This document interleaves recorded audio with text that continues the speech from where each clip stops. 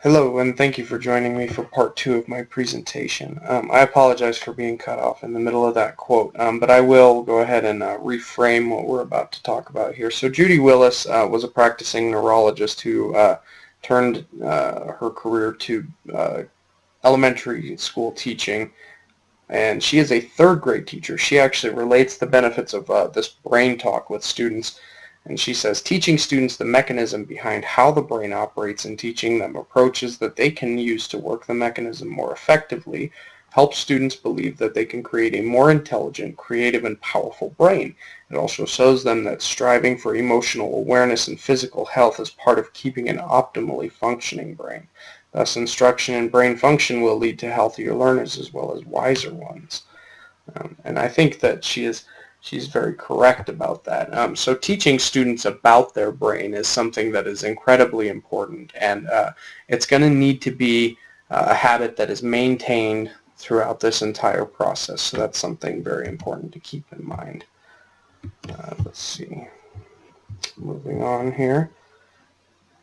And trying to get my presentation to cooperate. There we go. Okay. And so we are moving on to the second M here. And so the second M is going to be metacognition. And so I call this section the bridge because metacognition really is the bridge between this first piece in mindfulness and our last piece. So the definition of metacognition is an awareness and understanding of one's own thought processes. However, I would like to contend that it's not just thinking about how you think. Metacognition is also a self-regulatory skill where students eventually need to be able to take the reins by themselves and be able to think about the way that they're relating new information and so on. So metacognition, when combined with this brain talk, can really help students assume positive beliefs about the mental elasticity and about learning. Metacognition also serves a purpose to help students understand on a personal level the way they can connect previously known information to new information. So that, again, that brain talk of you're creating neural pathways, and as you are really struggling with this problem, your synapses in your brain are really firing.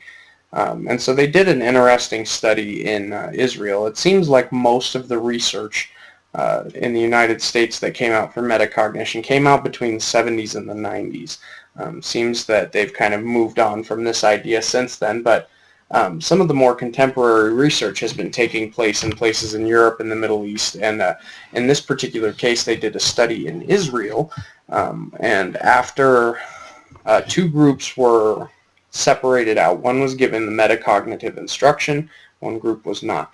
On the pretest, before this, both groups read a science text. On the pretest, there was no difference between the groups.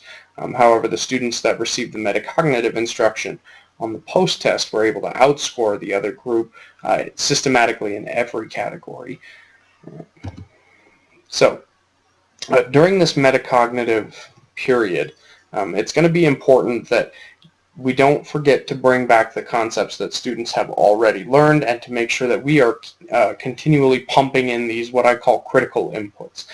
So brain talk, the mindfulness exercises that they learned as kids, the more that they repeat them, the more kind of innate they can become, and the more of a coping mechanism they can become with a little bit of additional practice. Encouragement and compassion, something that I would hope all teachers are out there giving their students, but again, that being able to kind of lift them up and say, no, you can do it. You just got to tell your brain to help you out here. Your prefrontal cortex is really firing. And then lastly, those metacognitive discussions and decisions still need to be occurring where you are encouraging your students to think about the way that they're going to absorb this information. What are you going to be able to relate this to in order to make sure that you can retrieve this information later on?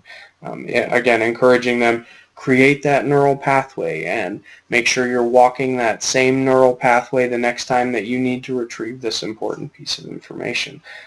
So we will take a look at the final M in part 3, hopefully the final part of